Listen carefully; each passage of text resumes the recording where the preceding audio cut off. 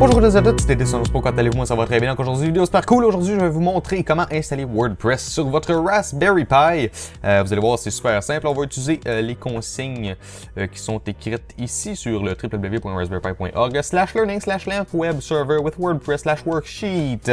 Donc, premièrement, je vais prendre pour acquis que vous avez un Raspberry Pi présentement sur lequel est installée la dernière version de Raspbian OS. Et que celui-ci est connecté à Internet. Donc, trouvez l'IP de votre Raspberry Pi et ensuite connectez-vous à celui-ci en utilisant PuTTY pour Windows. Et si vous n'êtes pas sur Windows ou si vous êtes sur Mac ou Linux, vous pouvez y aller directement à partir du terminal. Donc, on va se connecter. Voilà, voilà. On va tout faire à partir de la console aujourd'hui. Aussi, là, vu que je prends pour acquis que vous avez une nouvelle configuration, faites Expand File System, le premier. Et vous pouvez aussi faire un overclock si vous voulez. Moi, j'ai pris l'overclock Pi 2 parce que j'ai le Raspberry Pi 2. Donc, j'ai mis l'overclock au maximum. Donc, Finish. Vous, ça va redémarrer votre Raspberry Pi. Moi, j'ai rien changé. Donc, voilà, voilà. Premièrement, faites sudo apt-get update. Et après avoir exécuté cette commande, faites sudo apt-get upgrade espace-y. Comme ça va mettre à jour tous vos paquets. Première étape, ça va être installer Apache. Donc sudo apt-get install Apache 2 espace-y enter. Donc je pourrais copier-coller les commandes, mais je trouve qu'il y a une certaine satisfaction à les écrire nous-mêmes. Et c'est pas des commandes qui sont trop compliquées, heureusement. Donc, ça va s'installer tranquillement.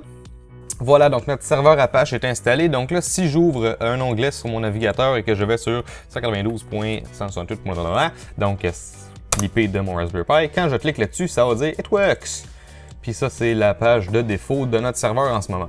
Donc, lorsque cela c'est fait, on peut aller dans cd/var/www.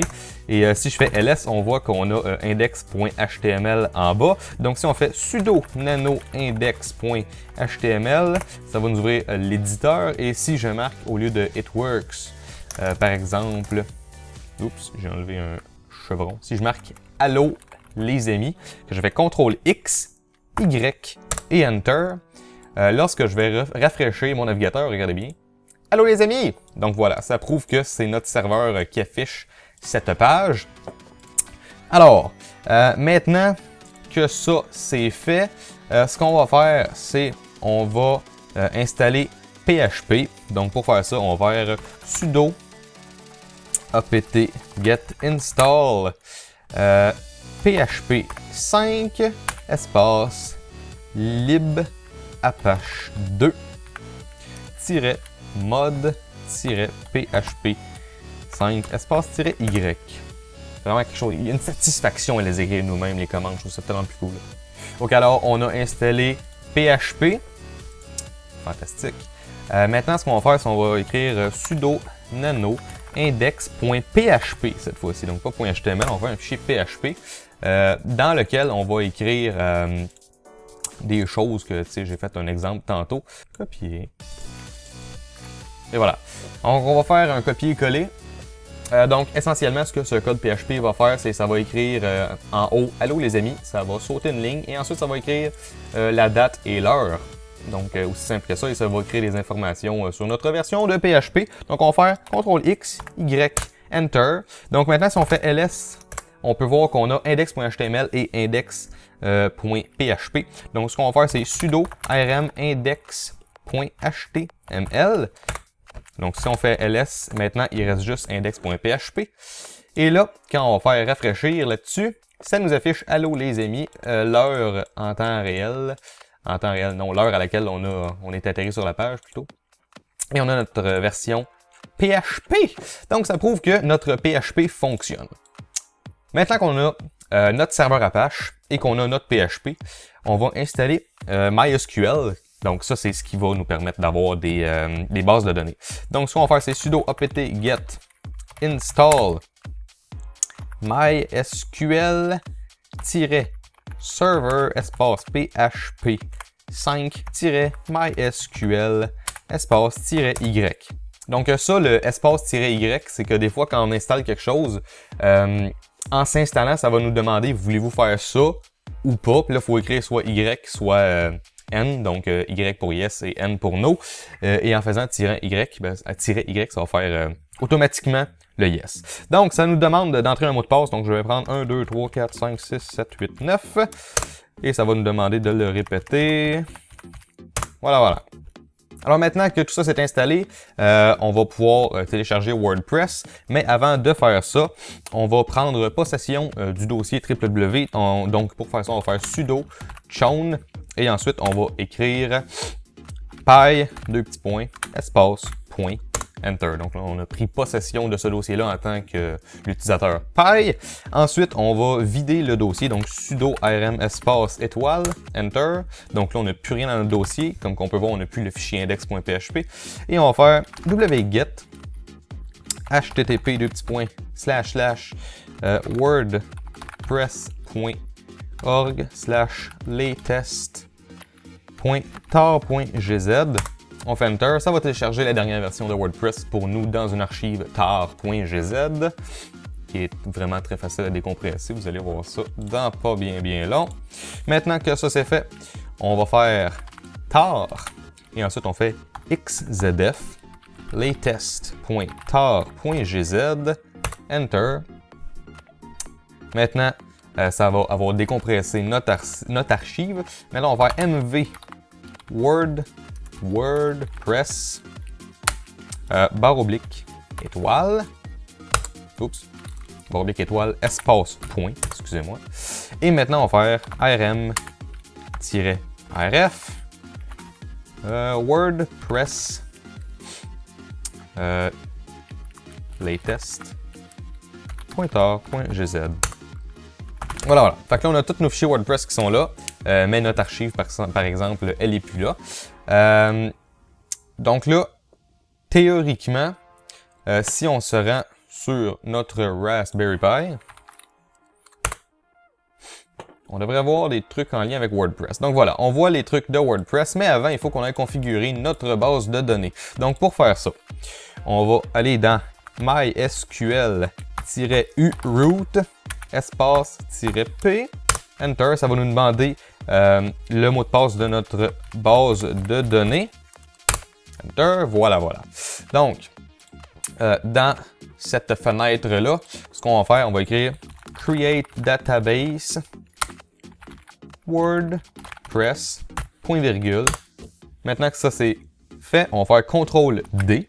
Donc, MySQL nous dit au revoir, nous dit bye. Donc, on peut voir qu'ici, query OK, 0 secondes, ça veut dire que ça a bien été effectué. Alors maintenant, ce qu'on va faire, on va ouvrir WordPress. On va rafraîchir juste pour être certain. Donc maintenant qu'on a ça, on va aller dans Let's Go. Ça va nous envoyer vers cela. On va écrire root comme username. Le mot de passe, on écrit le mot de passe de notre base de données. Et on fait submit. Donc une fois que ça c'est fait, on va prendre tout ça. On va le copier. Comme ça. On va aller dans Potty, on va faire sudo nano wp config.php et on va faire coller. Donc là, ça se peut que ça prenne un petit peu de temps avant que ça colle parce qu'il y a beaucoup de texte quand même à envoyer.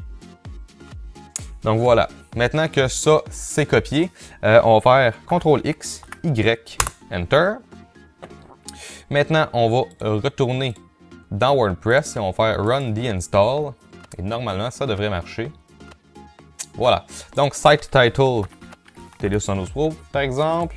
Username, voilà. Le mot de passe, on va mettre quelque chose, voilà, qui est vraiment assez long, mais qui est relativement facile à se souvenir. Ensuite, ça prend un email, .com, et on va faire installer WordPress. Donc, à partir de là, il n'y a plus trop de choses à faire dans la console. Ça va être pas mal avec votre navigateur web. Et voilà! Là, on va faire login.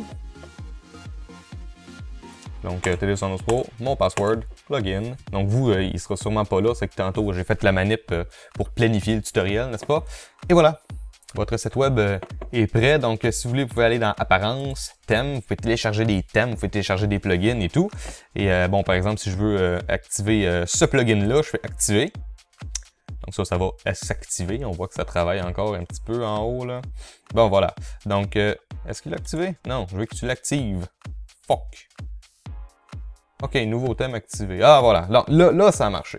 Donc maintenant, si j'efface ça et que je vais sur mon site web, sur mon Raspberry Pi, bien, on voit que ça fonctionne. Voilà, voilà.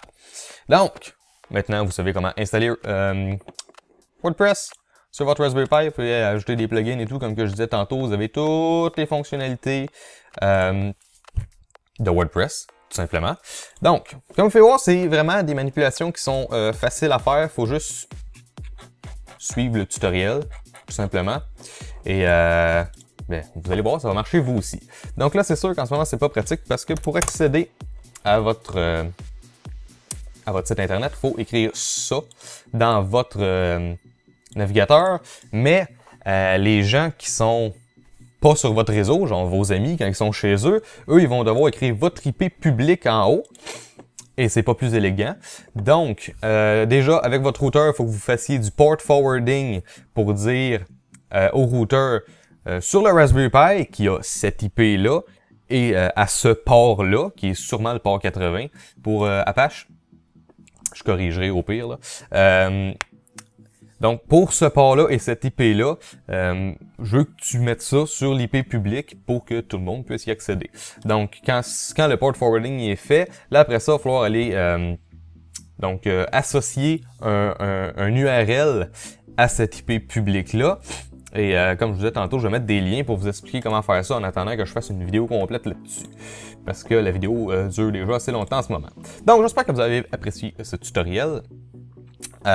J'espère que ça va peut-être même vous avoir donné des idées pour faire votre propre site web, faire votre propre serveur sur votre Raspberry Pi, etc. Donc moi, je vous invite à me rejoindre sur YouTube, Facebook, Twitter, Google+, Instagram.